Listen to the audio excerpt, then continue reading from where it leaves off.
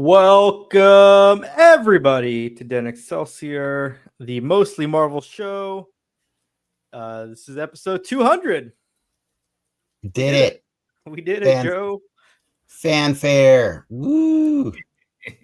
Fireworks. Special episode 200. I'm your host, Ricky. Joining me, as always, is Dennis and a special friend of the show, Travis. What's happening? Welcome, Travis. Thank you. So honorable mention does go to Frank. He really wanted to be here. It almost happened. We almost got it to happen. The way I saw this when I told Ricky that I would try to pick people for the 200th episode. First on the list was Travis, because Travis is the reason this thing still exists in the format that it is, because we started many years ago doing a Mandalorian podcast for fun, and then one day we had Travis as a guest, and he said, "You guys should do this weekly." And I'm like, "There's no way I can do this on Star Wars weekly. I just can't do it." And he's like, "We need to talk about something else." And here we are, 200 episodes later. 4 years Boom. later, 5 years So later. either thanks or screw you, man. You know what I mean? Like whichever one. Whichever one. Or both. Yeah, or both. So appreciate it. And then second on the list was Frank, only because he started this crazy adventure with us all those years ago. I think he did a full year and a half or 2 years with us, something like that. We've done more without Frank. We have now, done more right? without Frank now, but he will always be in our hearts. Oh yeah. Yeah. And so it's just I understand why. He has a lot of plates he's juggling all the time, but also he didn't like having to go watch the dumb things that he didn't want to watch. You know what I mean? And so I get it. It's a commitment. The It's a joke's on commitment. him. Neither do we. Yeah. True. Fair enough. But they say life is a collection of moments, and the quality of those moments is determined by who you spend those moments with. So for better or worse, Ricky, here we are, 200 of these hour-long moments later, more than an hour actually. The original ones used to be way longer, right? Yeah. Like- yeah, we would make it even longer. And then we do the soapbox afterwards. Yeah. It's a trip down memory lane. I don't know if you noticed, you probably didn't, or if you're having an epileptic seizure because of it. The intro is new to the show. It now includes all 200 thumbnails from every episode, including today's episode. But yeah, if we do any more changes to that thing, I gotta find a different way of doing it, because they're at about 2 frames per slide. So yeah. Anyways, I thought we had some cause to celebrate, and so I whipped together something fun for you guys. It's I put together a little bit of trivia down memory lane, if you'd like to play with us. Oh, I'm gonna fail miserably at this. You I've probably will. That's been drinking. generally what I designed the trivia for, was for the guests to fail. Oh, okay. Yeah. Oh, then you will not be disappointed. So let's go then.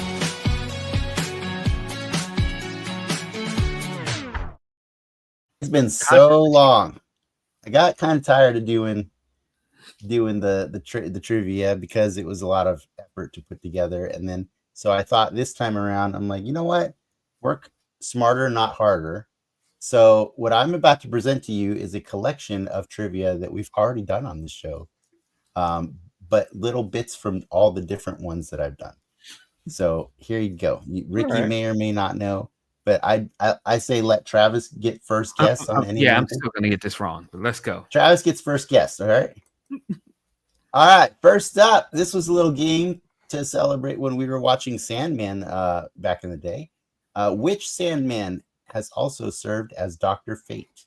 A, Daniel Hall, B, Hector Hall, or C, Morpheus?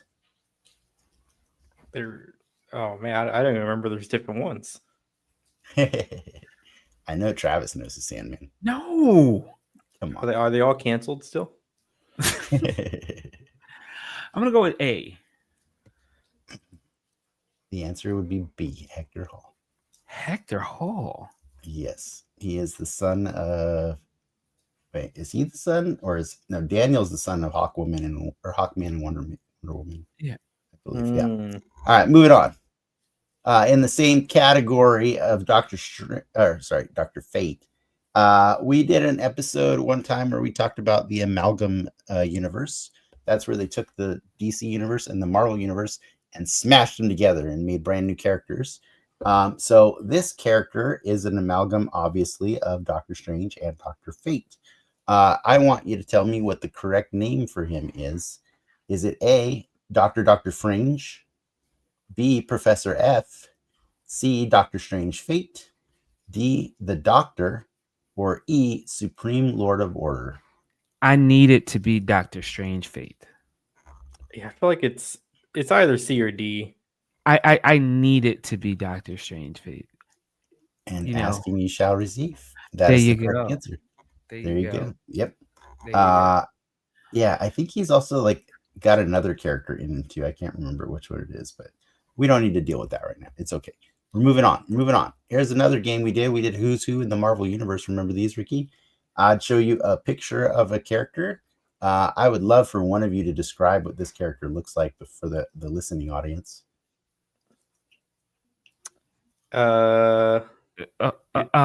Okay, it is clearly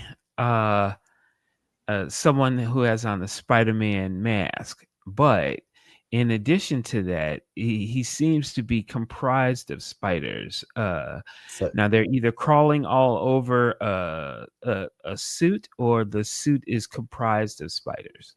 So he is a thing of spiders. You have to name him. His name is either A, Spiders Man, B, 1 million spiders, or C, Man O Spiders.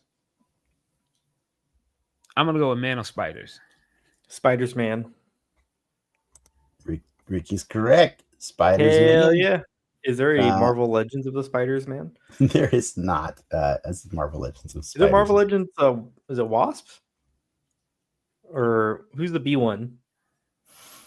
Swarm. Swarm. Not yet. No, there is not.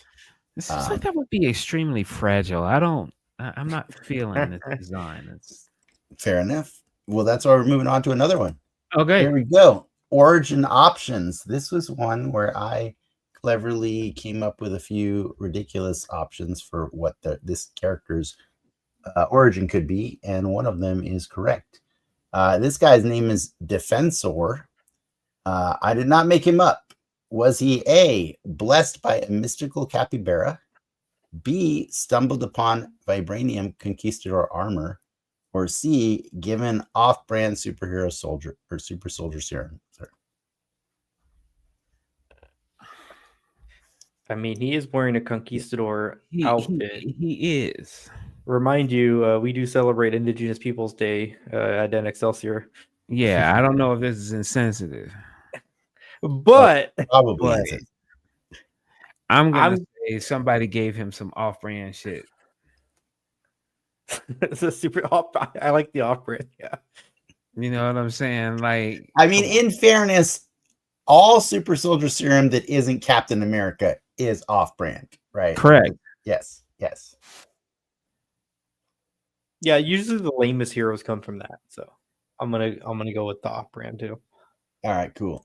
He in fact stumbled upon vibranium conquistador. Now wait a minute. Don't shoot the messenger. I didn't create this character. It is what it is. So I mean, he just stumbled upon. Yep. But like then $1 billion armor, piece of armor. He did. But then he also chose to see. You can't even do say the facial hair. I'm choking a little bit. He's like, well, I got to give myself the pointy mustache and goatee now too.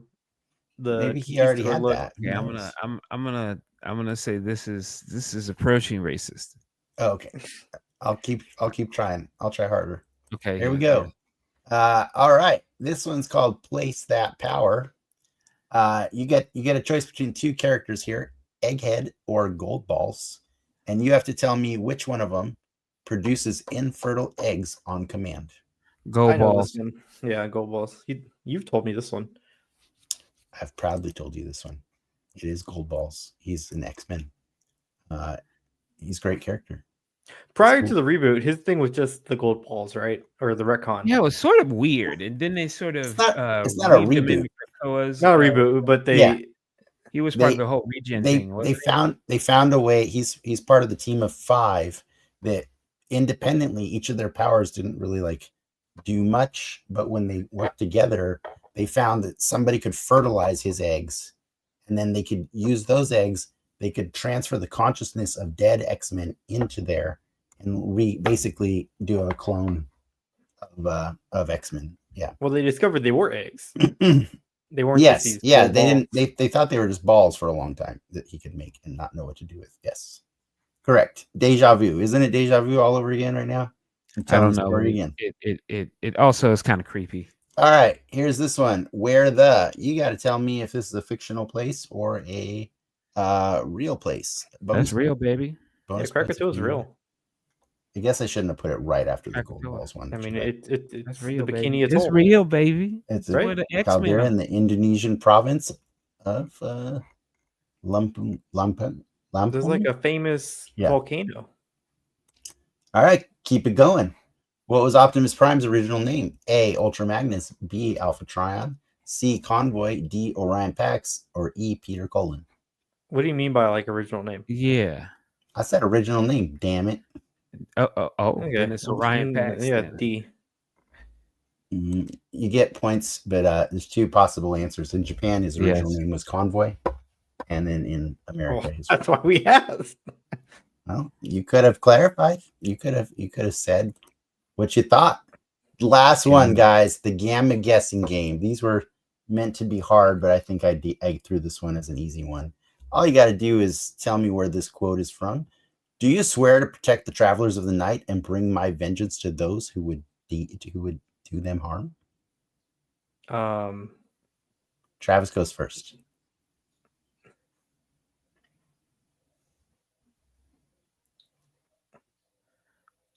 I have no idea where that comes from. I'm pretty sure Ricky knows. Moon Knight shit? Are you trying to be funny? I am being funny. You motherfucker. I know how much you love Moon Knight, Travis, and I just wanted to give you a chance. You did get it right, just so you know. You did get it right. Wait, I forgot Travis's Moon Knight. Is it Moon Knight love or Moon Knight not love? Okay. As a character, not really. Like I didn't like him as a comic book character. But I sort of like the series though more than most people. I didn't mind the series. I love that series. I think it's great. Yeah. But thank you for playing that game with us. It wasn't that hard. I tried to throw you some softballs in there for sure. Yeah. But yeah, that's the kind of crap that's the kind of crap I used to do on this show.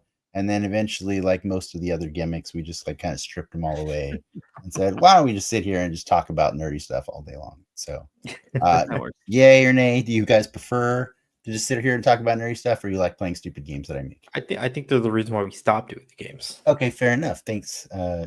Thanks for that. Thanks. I kind of like those games actually. Those were all right. All right. Yeah. Cool. Well, there you go. You still have the option of talking about what we nerded out on this week, if you like, Ricky. Just to get the taste of the game. We got to toss it to Travis. What's been your weekend nerd so far? I've been trying more anime. Right, and so where do you begin? So I just finished Kaiju number 8. I thought that was pretty good. Then like now there's the final season. We'll see of My Hero Academia. They got a little long in the tooth, so they all do, right? I think Cowboy Bebop's the only one that knew when to end. Probably. Yeah. And so I've been into that. But yeah, it's been sort of a dry spell, except for like Peacemaker. Really, I mean, like it's just been out on its own. I just feel almost like it's been a drought like lately of Just like nerd stuff. just curious, have you been watching Gen V? I have. So pardon Is me. it over? Do you now? like Gen V? I do like Gen V. I can't stand that show. I still watch it, but like I just don't care about those characters. I see how you could feel about that. Yeah. Yeah. I mean, I'm not gonna, they aren't the most likable bunch, Mm-mm. to be honest. Yeah. So yeah, but it sort of remind me of that age of people though. Like Yeah, you don't that's like Oh, a kinda lot for of how, people sure. that age. Sure. For sure. yeah. For So sure. that's so totally how that Yeah. generation is. So I feel like the boys cameos are like, they feel like an act of, hey, look over here. We got boys characters on here. You know what I mean? But like, People really like the boys. So. I know I love will, the boys. I think I think it's cool because it's world building, Yeah. right? And I get off on that, like That's a fun world. yeah. So if you, I think the boys' world, so to speak, is worthy of expanding on, and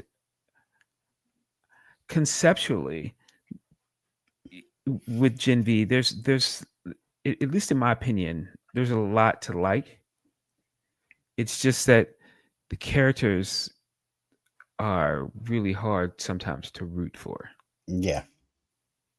Yeah. It's definitely a Yeah, background watch for me when I put that one on. I hear you. I can't just sit there and focus on it. So, but Yeah, yeah, there is that. Besides Peacemaker, there has been a consistent flow of Gen V. Did you happen to watch the Marvel Zombie show a few weeks back? I did. And the funny thing is that I was cool on like as a brand. I never really got into it. Like Mhm. like I saw the comments and I was just like zombies, but it turned out to be quite nice. I thought it was entertaining.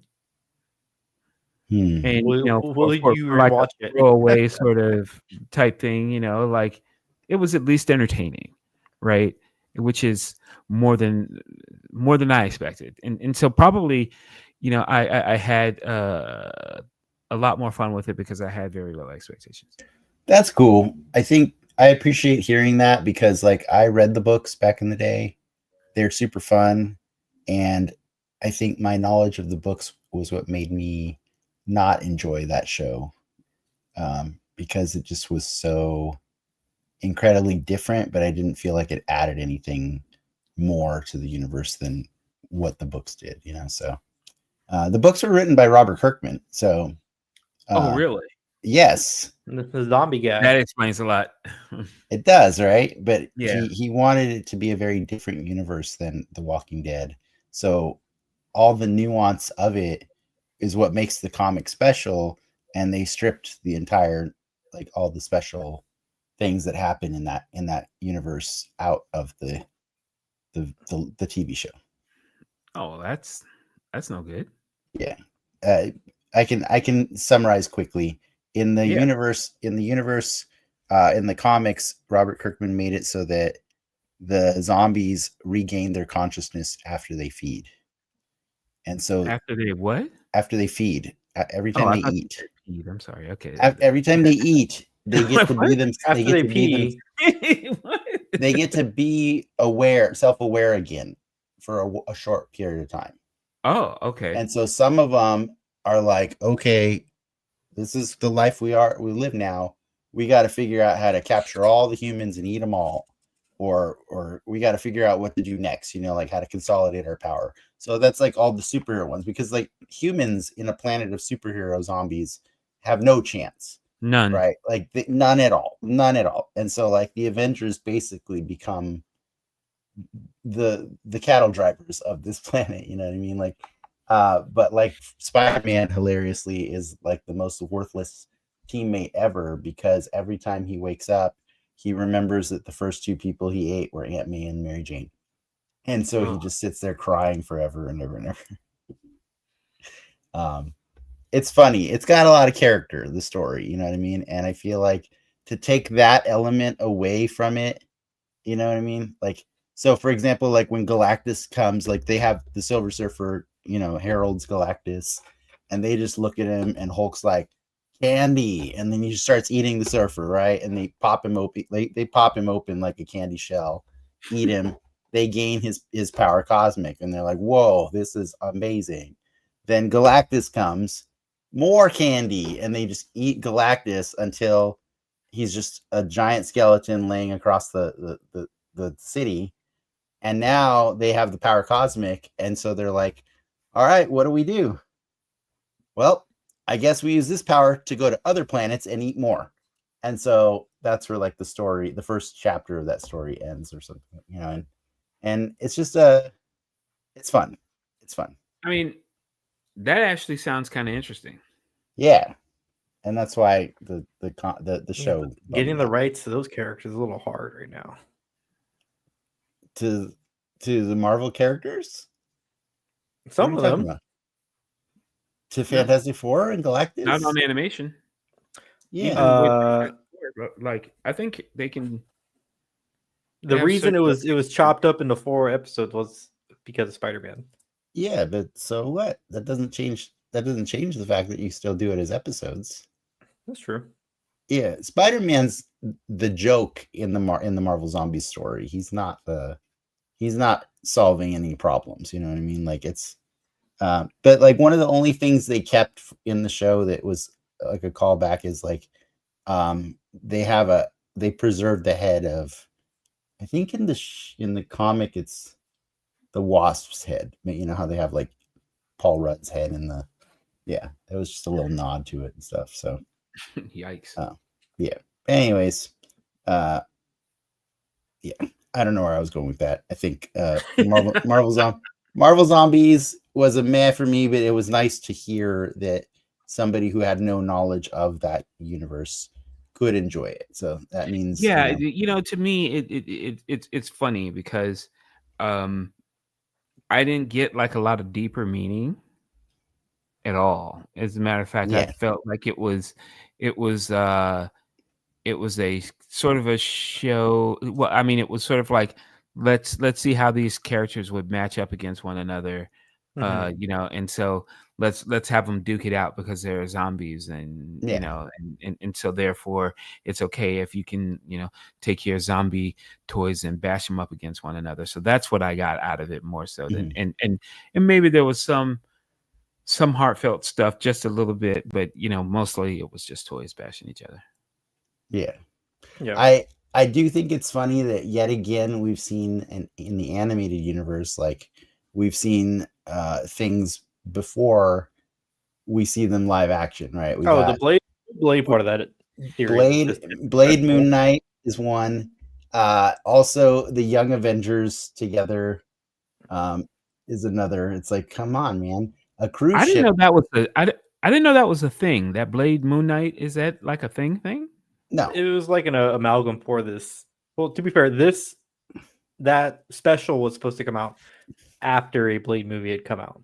I understand. Okay, I understand, but like Blade cross with Moon Knight is not like a comic thing that's ever like. No, I think the idea is that the show itself is already a spin-off of the What If universe, right? Like the What If. Okay.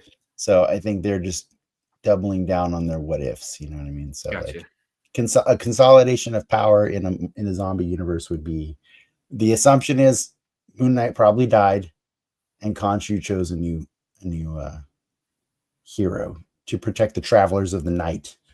Too bad. I thought it was badass. Sorry. Yeah, it was cool. I mean, yeah.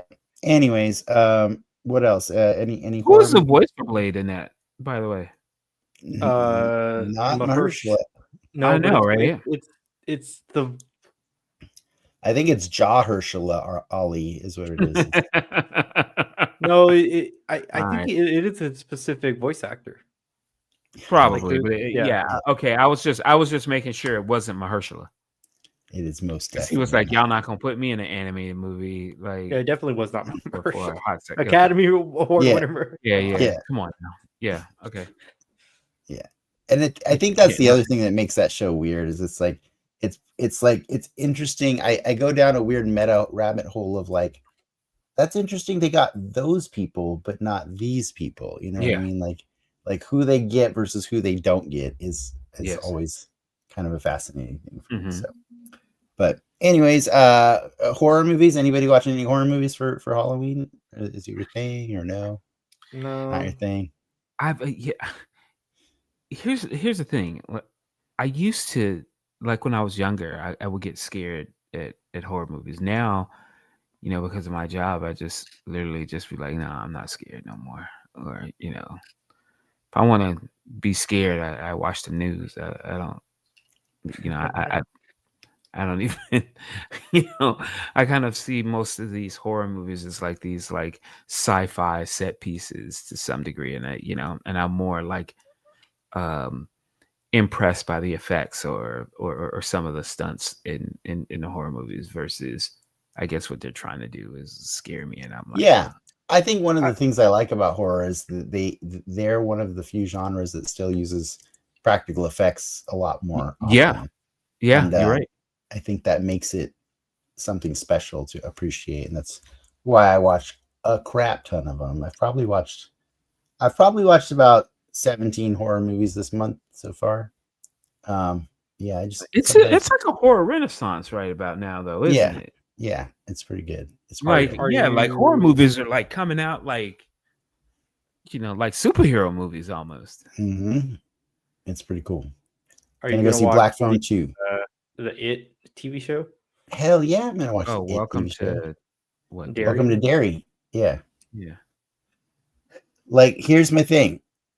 You know how much I love any horror movie that actually has the balls to kill children. That's literally all Pennywise does. That's all he does is kill children. Exclusively, he kills children. So, like, I love me some Pennywise, and especially when it's Bill Skarsgård playing him. So yeah, Travis doesn't know how to feel about that. I thought the black. I don't think I remember the Black Phone. Do you want to know why? Do you want to know why I feel that way, Travis? Frank, by the way, it's like a taboo subject. It's a taboo subject, but it also creates the ultimate stakes, right? Yes, because if they'll kill a kid, they'll kill anybody. Yeah. And now, especially if you're following kids as the heroes of the story, you now know that they should be worried. They should be concerned. Yeah, you ain't safe. Because he pulled that one kid pieces down into the sewer. You know what I mean? And so, yeah, that's why. Sad that man directed The Flash. Yes, he did. See for me, and this isn't because it's my particular like thing, as much as I know how it is for most people. You don't kill dogs. Yeah. No, for sure. We were watching, like, people go off, so like, like it's like kids are here, but it seems like dogs are like up here for some strange reason. Like, for me, in the context of a horror movie, I'm still okay with that. I'm not hypocritical, like I'm not like kill the kids, but not the dogs.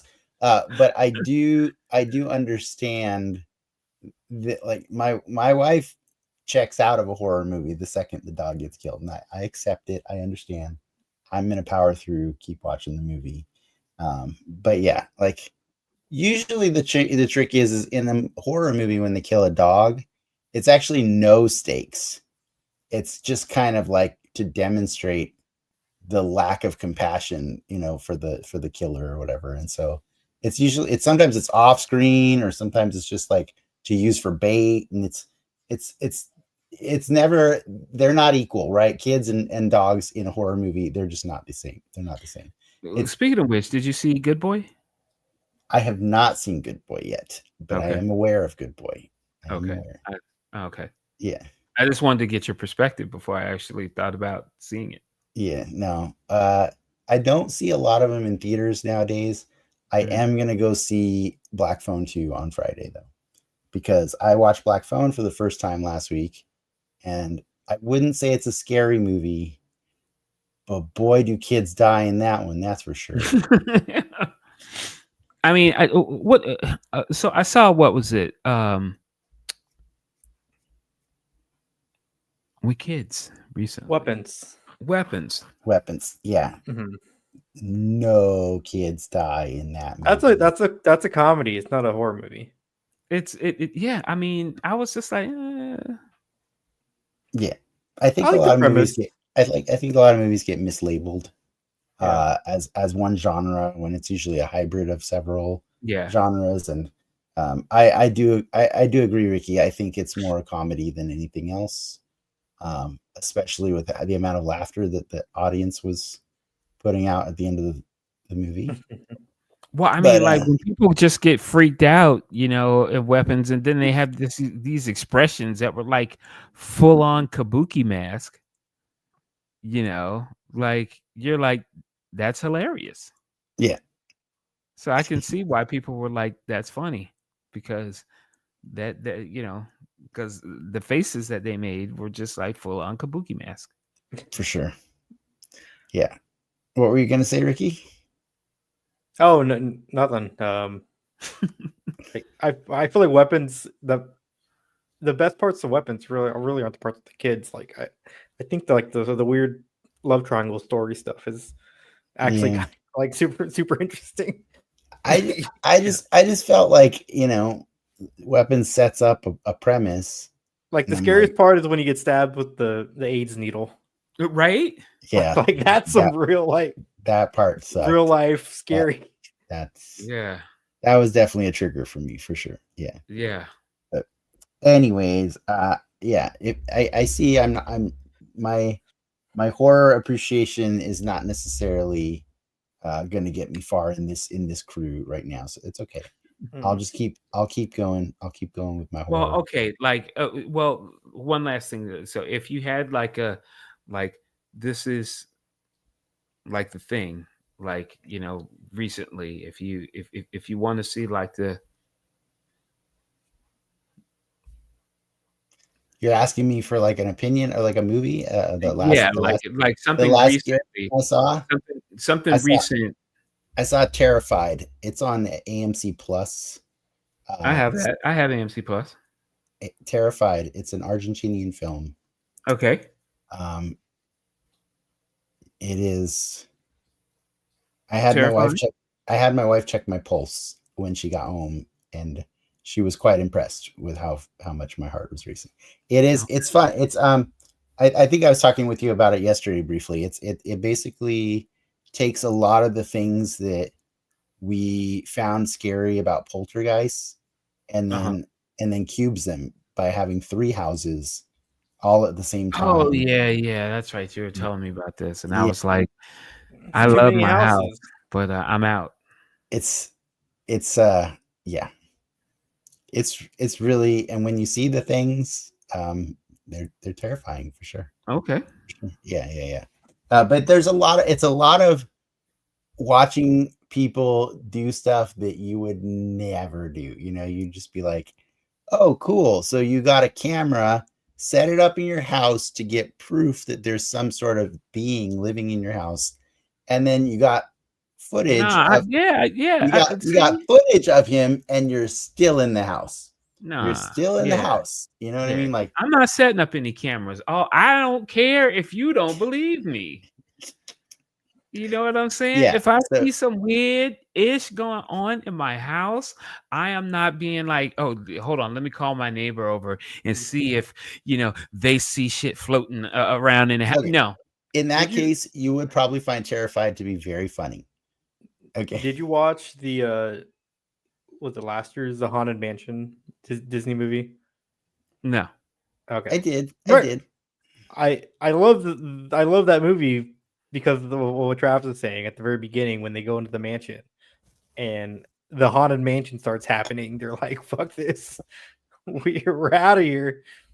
And for story reasons, they have to go back, of course. Yeah, but They had the appropriate reaction. Yeah, a good story will always find the reason that is plausible to keep those people in the home. You know what I mean? Yes. Like it's yeah, because mileage varies depending on the cultural sensitivities of different people watching, right? That was, I think Travis understands what I'm saying there. Absolutely. White people be crazy in horror movies, I think, Yeah, is the black real. people be like, peace out. Yeah. They can have this whole house. Have you ever seen We Have a Ghost? Anthony No. Mackie. What's Anthony that? Mackie. No. It's a comedy. It's Anthony Mackie and David Harbour. Okay. And Anthony That's Mackie gotta and his, be hilarious. it is super funny. But Anthony Mackie and his They're both family hilarious. just buy this super nice house in like the East Coast, right? Or I think they inherited or something like that. You know what I mean? And there's a ghost living there, and he's trying to scare the family out because he just wants peace and quiet. But as soon as they find out that there's a ghost, right? Like they're like, well, sorry, bud, we put all our money into this. We're not moving. So you got to figure out a way to be okay. Wait, now who's the ghost? David Harbour. Of course. Yes. Yeah. It's pretty funny. Like, so they start trying to make money off of it. So they Wait, start and recording him. Wait. And it's a black family? Yes. Okay, I gotta watch this. It's funny. It's pretty funny. Yeah. What is this on? I don't know. I saw that one a couple years ago. We Is it a movie or is it a movie? It's a movie with Okay. Anthony Mackie and David Harbour after they were already famous, you know? Yeah. Okay. It's good. Sounds like a good idea for a series too. All right. Yeah. All right. With that said, I've made my recommendations. Why don't we switch over to, I think Ricky has a little bit of news before we jump into Peacemaker, the finale. We can just get into Peacemaker. All right, cool. Fine.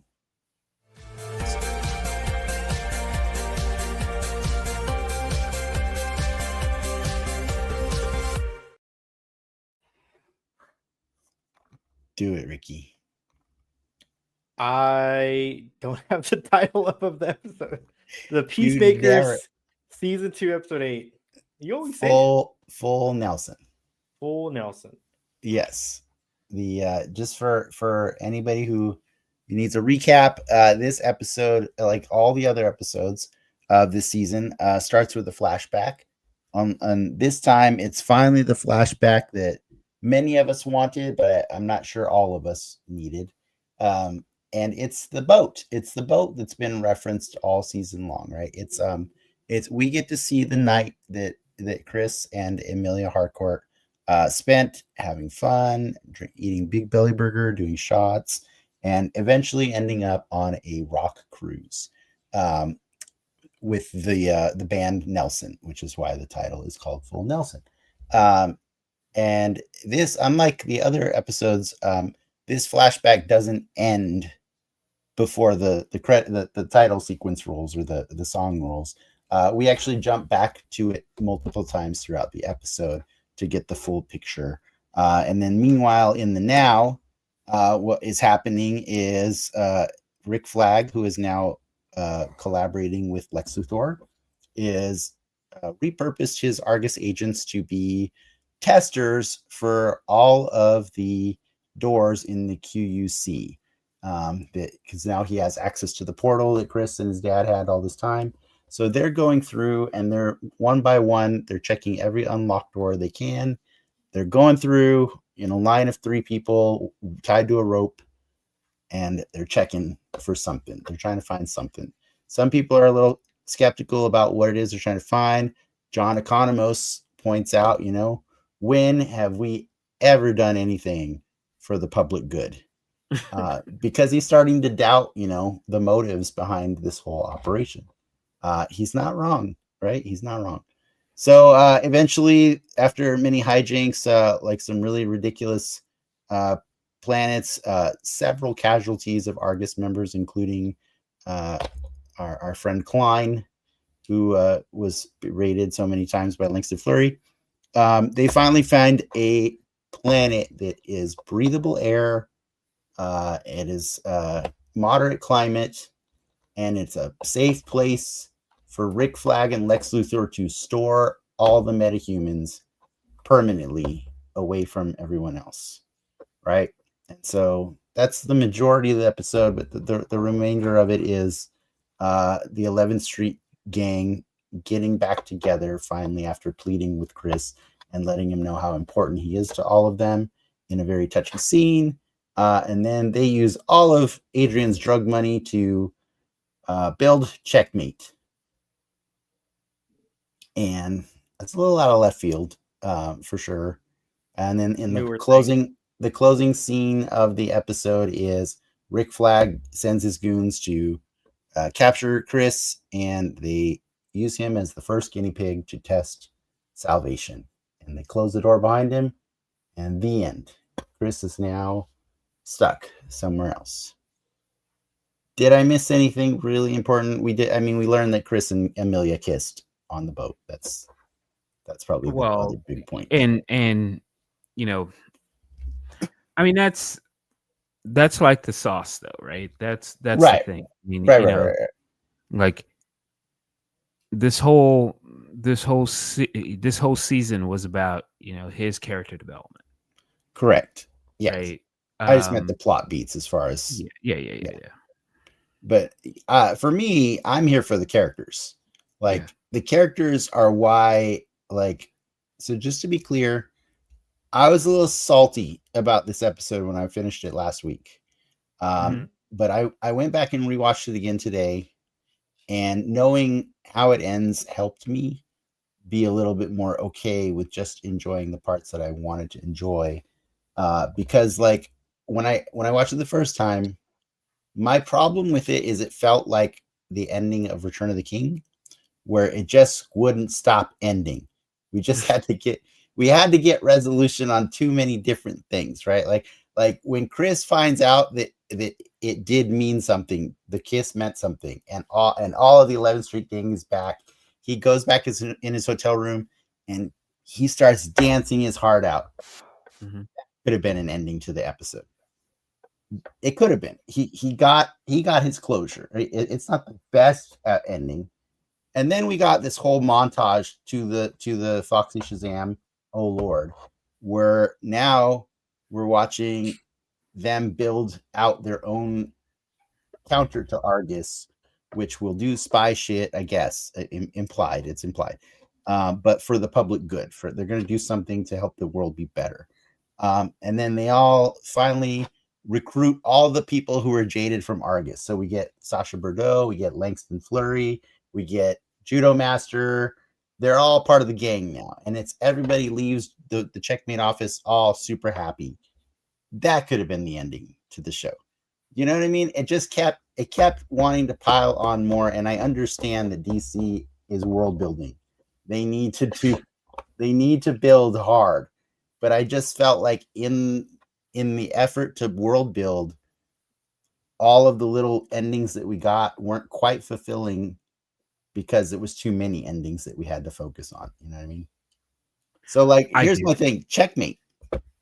I understand what Checkmate is from a comic perspective, but I do feel that it was James Gunn's job to make us care why they called it Checkmate. Like, there's no context to that.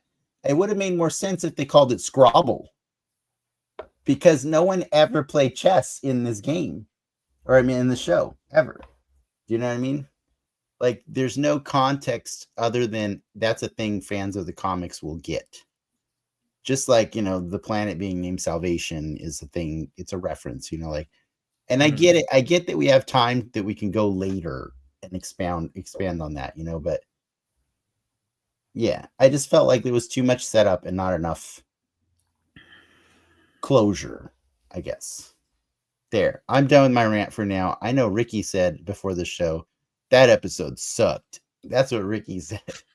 Yeah, I still stand by it. It's there's good Peacemaker moments, but it's a bad Peacemaker episode. It is what it is. You gotta save it for him, Travis. Save it. Say what? No, I'm saying save it. The show for Ricky.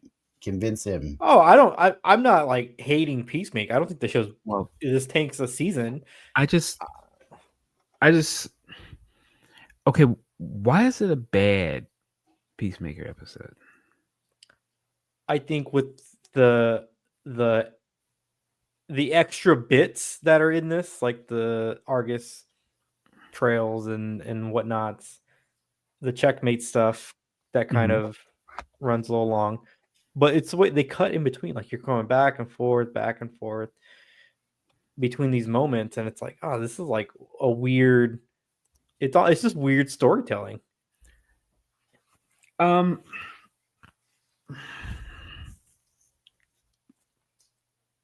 Take me to school, Travis. Tell me why I'm wrong.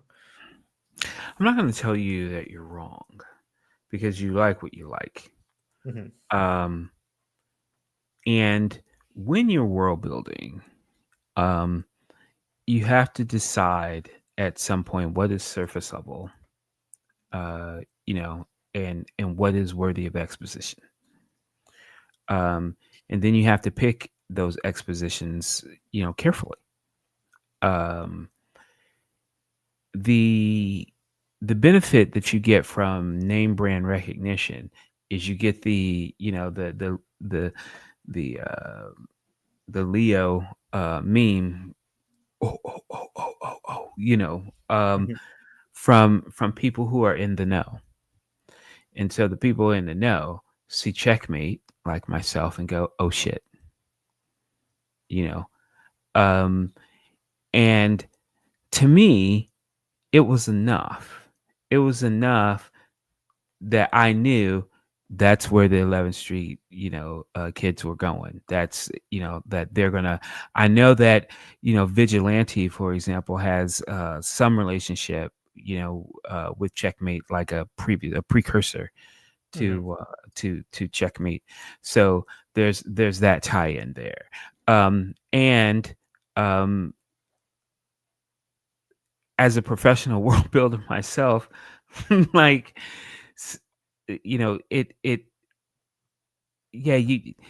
where to cut bait and where to, and where to, give people, something real. It's a very hard, thing to do. And I think that what Gunn is doing here is he's saying, look, I know I got this Lanterns thing coming up. I've got Supergirl. I've got, this other thing, and I don't have a lot of shots at this. Right. And so I've got to like get my shots in here so that I can link this up. And so in retrospect, maybe this will, look better. This could be the Age of Ultron. Yeah.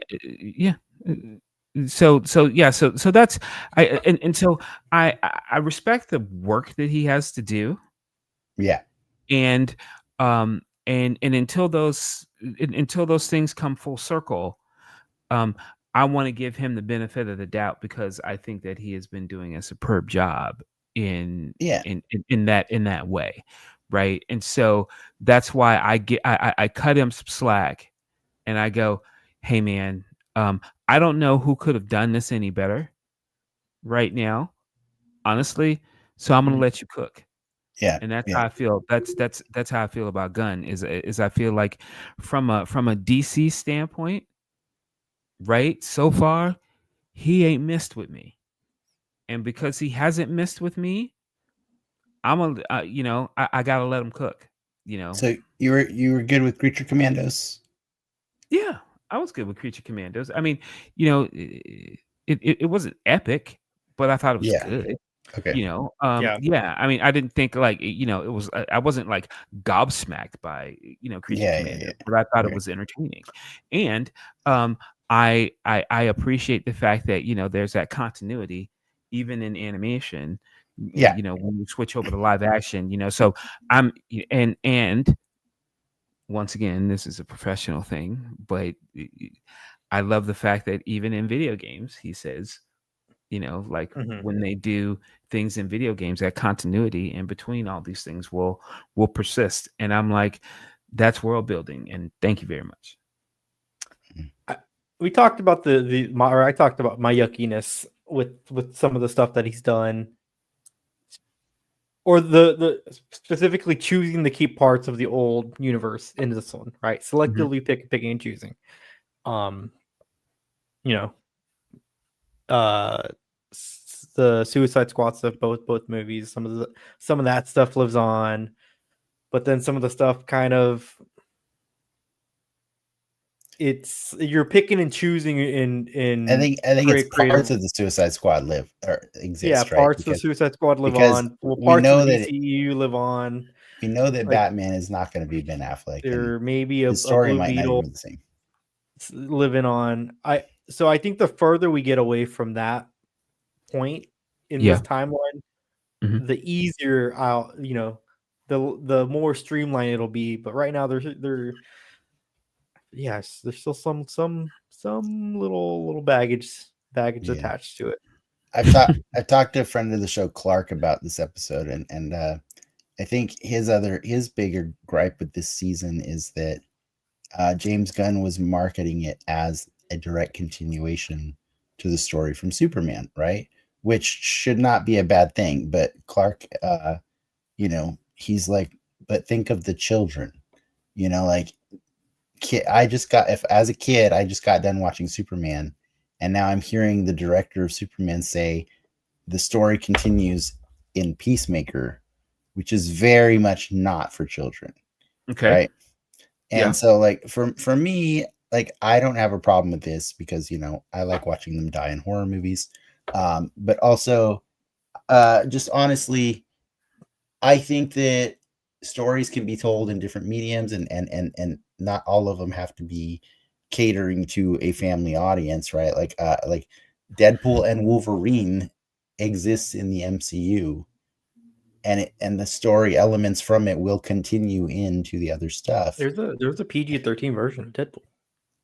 I'm saying Deadpool and Wolverine. No, but my point is though, like, yeah, well, the story continues in Deadpool. The story continues in Old Man Wolverine. I mean, Wolverine. I mean, the story continues. Period. Right. So, I mean, Yeah. why is that any less, or any more of a crime? Well, because all these things happen inside the MCU. That's where the story is continuing, right? So, but I'm just saying, because like, you don't say it explicitly doesn't necessarily mean that isn't the case. I think what you're missing is the rated R nature of it. No, I'm not missing that part. Okay, gotcha. I'm just making sure. What I'm saying is like, like Deadpool is rated R, right? Was he not hanging out with Wolverine?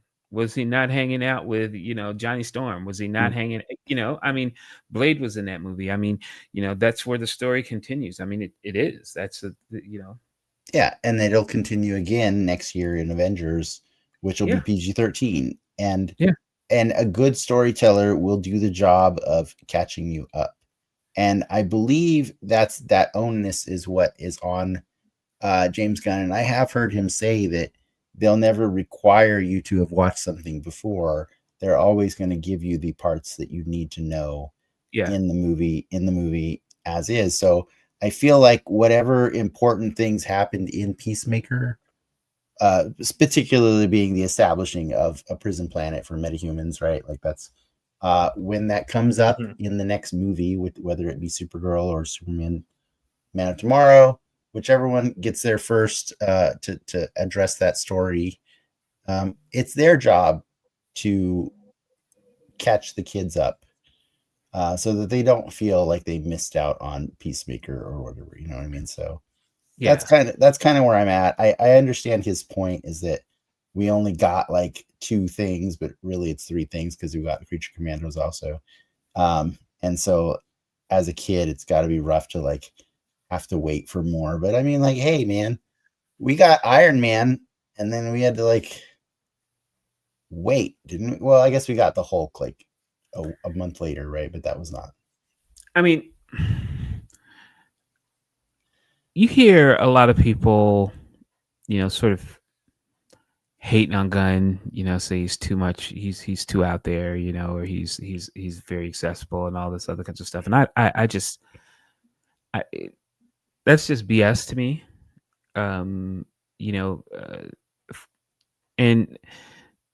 I think it is his it's his job. He's actually the creative head, right?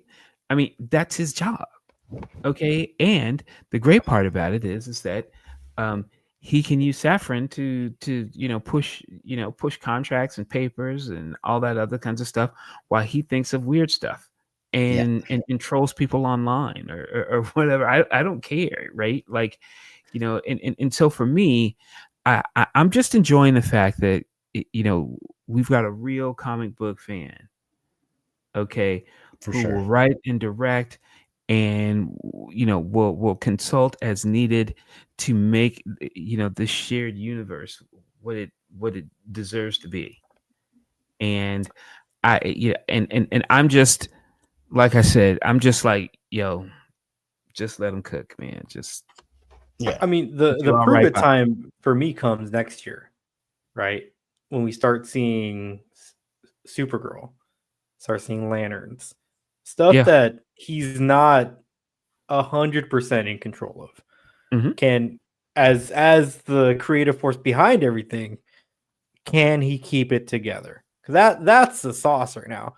I think the I agree. DCU is in I a agree. great place, but the caveat is everything in it is directly a James Gunn thing, which is fine, but that's not the job. Agreed. I do want to say, since we've been talking so much about the meta-ness of all of this, Mhm. I do want to roll it back a little bit and go back to the thing that makes this episode still a win for me, which is the characters. And I think there are such amazing character moments for almost all. I do feel a little salty about Adrian. He really, really didn't get to do a lot this season. Like, he didn't have a lot of character moments besides, being upset when Chris is gone and stuff. But outside of Adrian, I think the stuff we got with Chris and Harcourt was incredibly touching.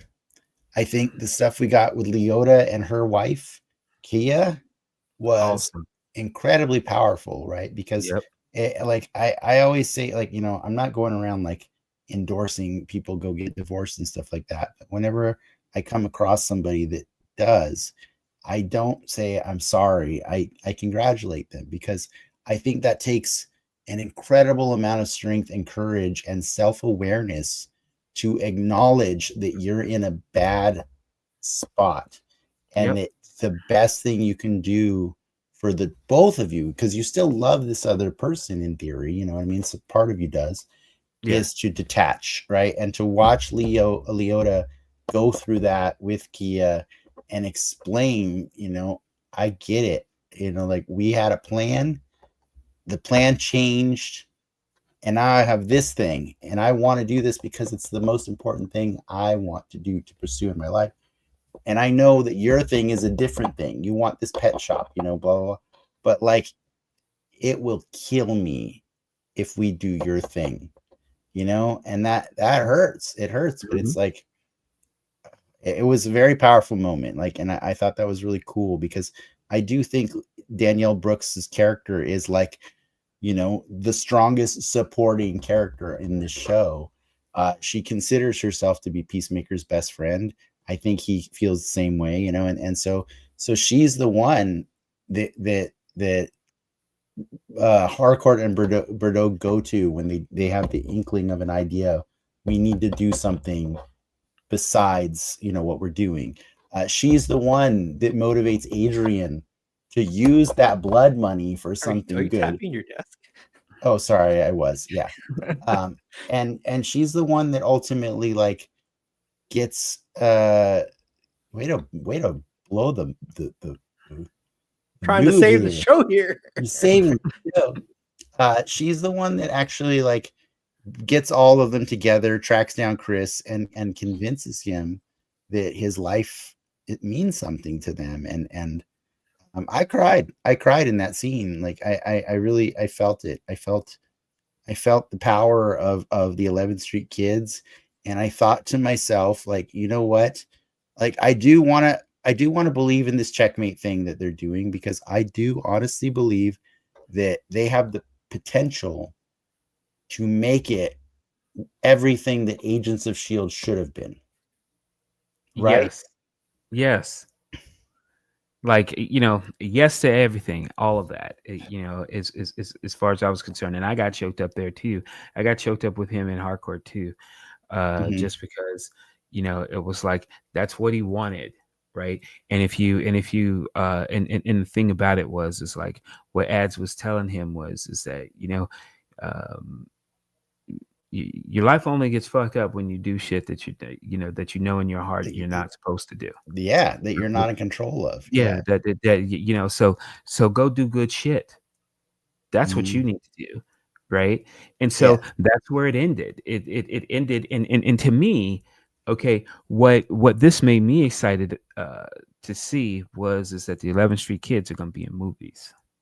I know, right? That's what I Yeah. got, is that, like, and that's why you won't need a whole lot of exposition, because you're gonna see you're gonna see like Checkmate, but done on a big ass budget, right? And so for me, I just got low key excited about that, right? And so Mhm. so for me, and that's and that's what I'm saying when I'm saying, like, if you layer this whole experience where people are like, oh, this episode was this, or this episode was that, and I was like, to me, this episode was everything I needed to know about where he plans on taking the DCU for the time being.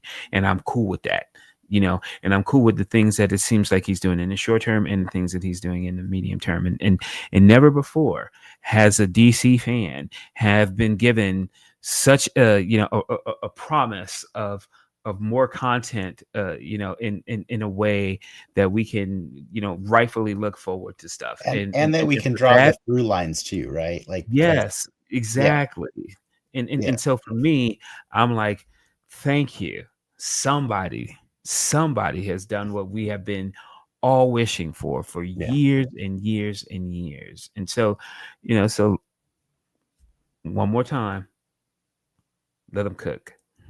You know what? I'm honestly, I want to be on the same page as you, but there is one part of me that's still trepidatious about the whole thing. And you know what it is?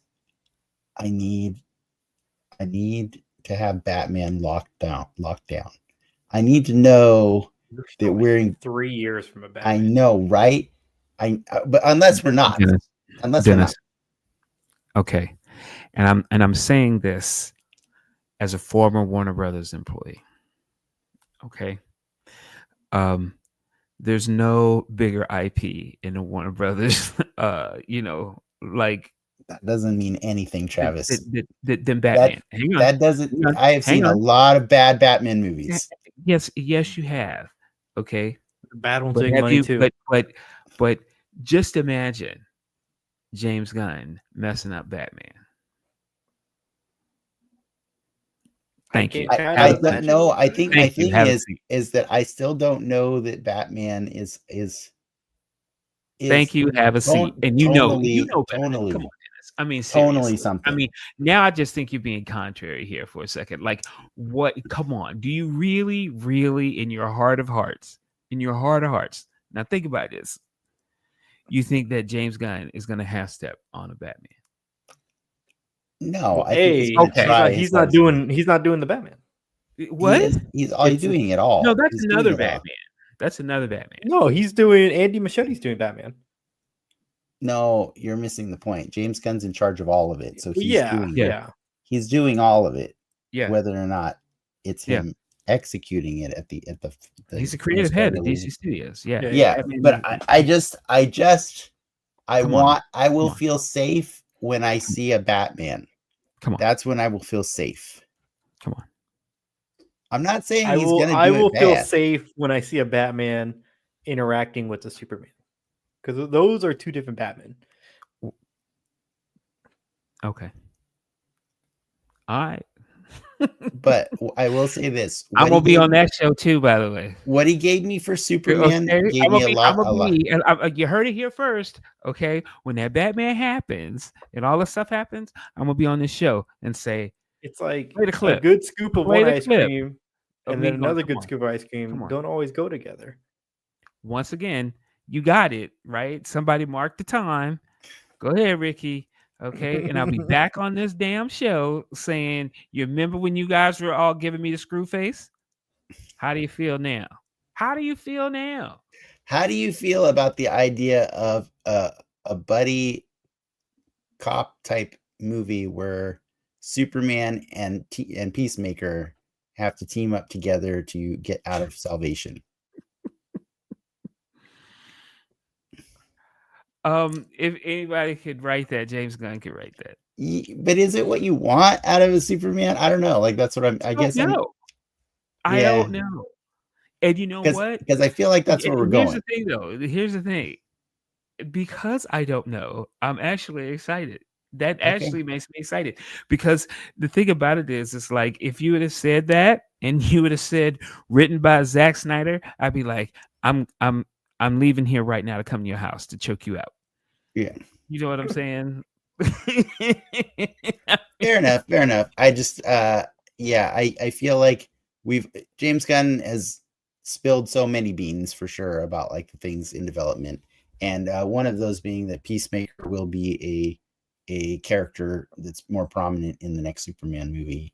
I have to assume that's when this story of salvation will continue, because we know that Lex is the one who really wants to throw Superman into another dimension and lock the key, or lock the door behind him and throw away the key, right?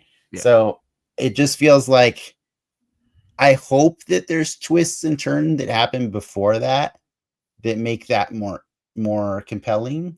But I just feel like that's too much of a straight line. You know what I mean? I want some curves. I want some zigs and zags. I think the curves and the zigzags are going to be the fact that you have a rated R Peacemaker in a PG-13, sort of, box. Okay. And the hijinks that comes from all of the things that he can do or can't do, that, if you're someone like Gunn, there's a whole lot of fun to be played in that area. Yeah. Right. Like, like the whole shut your mouth, the this, that, and the third, like I just think that's going to be hilarious. Like to get, someone who's just not of that cloth to confine them in that box. Yeah. I'm worried that that all of James Gunn's things will just feed into each other, and I want to see the stuff that he's not directly working on also be as important. You know what I mean? Like, so agreed. Yeah.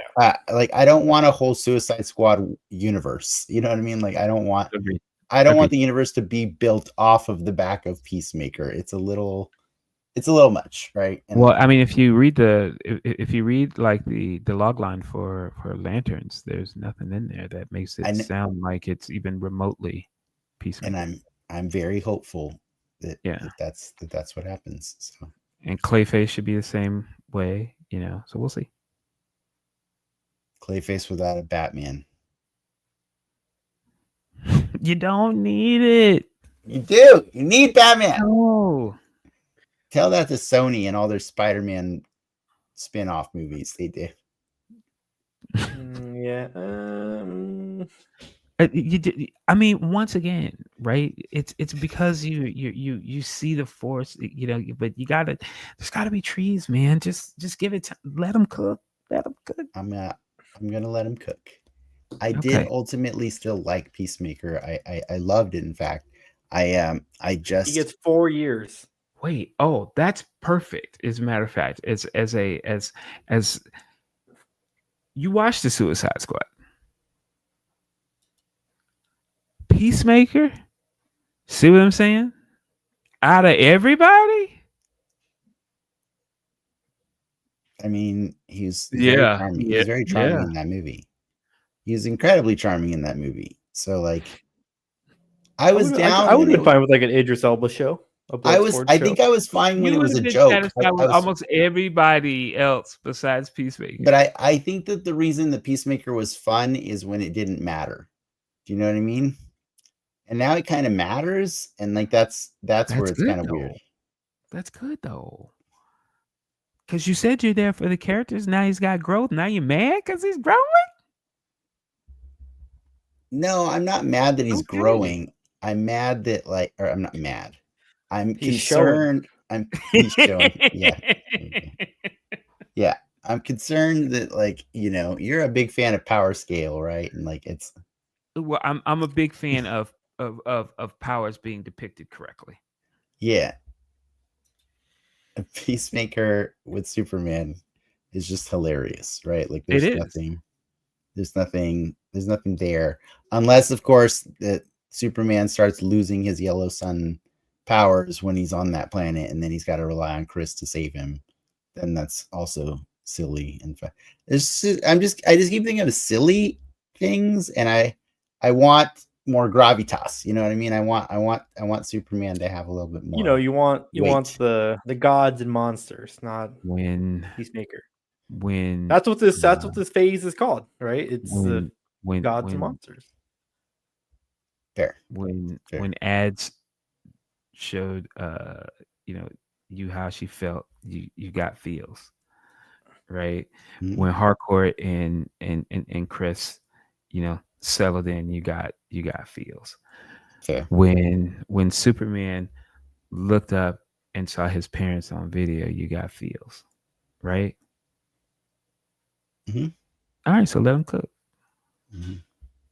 Let them cook. I can't leave without us at least acknowledging one of the best lines of the whole episode, which was, "Now this stripper is not exactly a looker." You know what I'm saying, Blondie? On a scale of 1 to 10, she's a fucking scared cat emoji. Dude. I love Tim Meadows to death. I have, ever since I learned of Tim Meadows on Saturday Night Live when I was like a teenager, he's been one of my favorites forever. Yeah. But his character in this episode, it's like they just it reminds me of, did you ever see Patton Oswalt on Parks and Rec when he does the filibuster and they film the whole thing and he just goes and goes. I want to see all the stuff that we didn't get to see. Yeah, of that little conversation he had. That was so ridiculous. I also really loved that he sits next to Adrian now at the new office, because that's where you put those two people. Let them entertain each other. Exactly.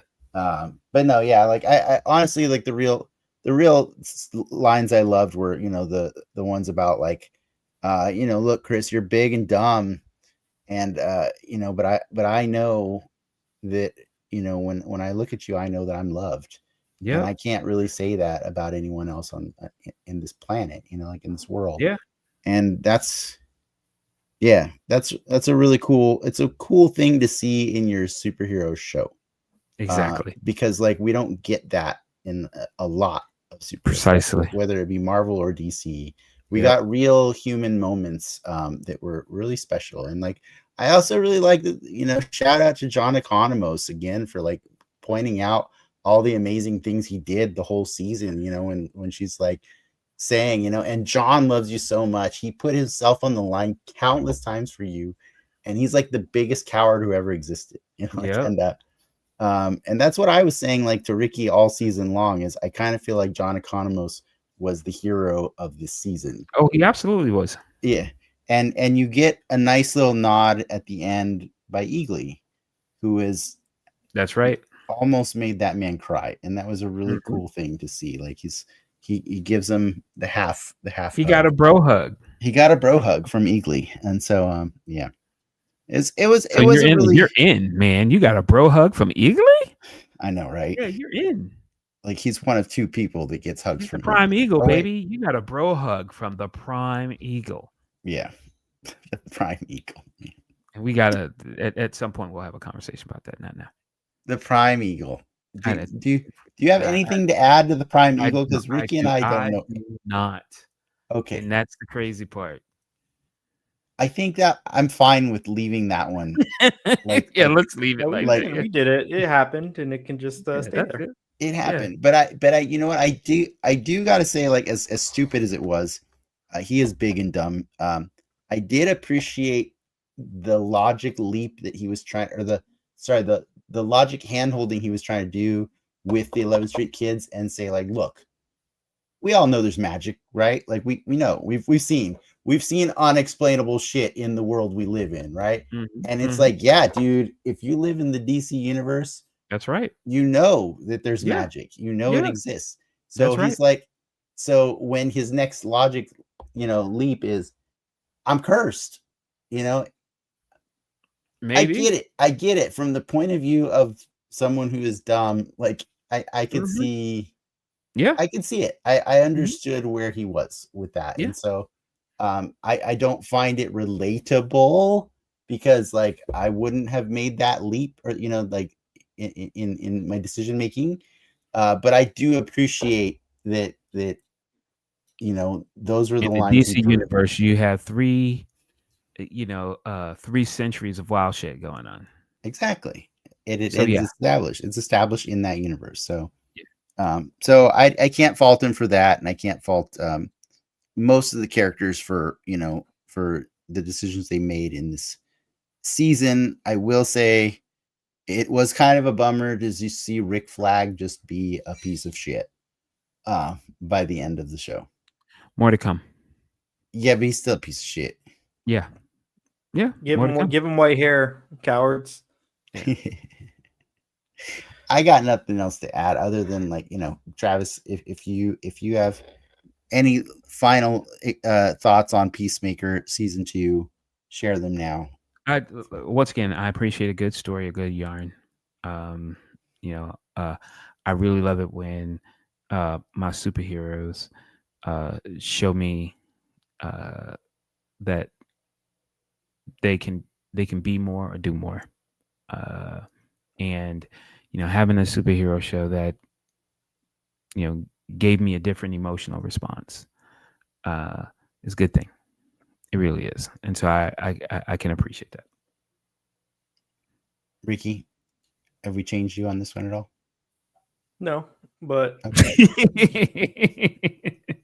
I still like the show. You can not stick the landing. It's still good. Yeah. Some of all parts. I think if anything, John Cena's stock went way up, and he has set himself up nicely for a post wrestling drama esque role, as you will. He's got the chops. If anything, John Cena is doing some pretty incredible stuff in the season. Yeah. By the way, to add to that, John Cena has had an incredible week period, and aside from finishing this amazing show, for any of you who don't normally watch wrestling, I highly encourage you to go check out the match he did this weekend with AJ Styles. It was a true love letter to wrestling, and people are saying it's probably one of the greatest matches, at least of this year, if not ever. It is wonderful. Like, he and AJ Styles clearly worked together to do a medley of the greatest wrestling signature moves that have ever been done, and they carried meaning as they did them, and it's a really cool thing. Just throwing that out there, because I was like, by the time I saw that, I was like, damn, Cena, this is like the craziest week for you. Like, it's pretty crazy. So Nice. that I'm done with that. Highly recommend it. Ricky, you may continue. No, that's it. I think we should wrap it up. Episode 200 in the books. I don't know what we're talking about next week, but I if think you we're stuck talking about along, Guardians 2, Ricky. I think it's are time. we? Oh, great. I think Doctor Strange was the last one we did, right? Like with it was me and Travis. Was. So I think it's time to go back to the MCU. One more week of James Gunn. Oh yeah, huh? Yeah. Yep. And then it's Spider-Man after that? Is it Homecoming after? No. Guardians not? 2. I don't think it's Homecoming. Clearly, y'all got some planning to do. Yeah. Oh wait, we haven't watched Civil War yet, have we? Oh wait, we did. I can't remember. I forgot the order. Of We're tired. We're tired now. We're tired. We're done. We're old. 200 episodes deep. 200 episodes in. All right. Thank you. Thank you, everyone who watched. Thank you, everyone who listened. Huge thanks to Travis, soon to be our most frequent guest on the show. That's right. But with that, true believers. Thanks, Enough everyone. said.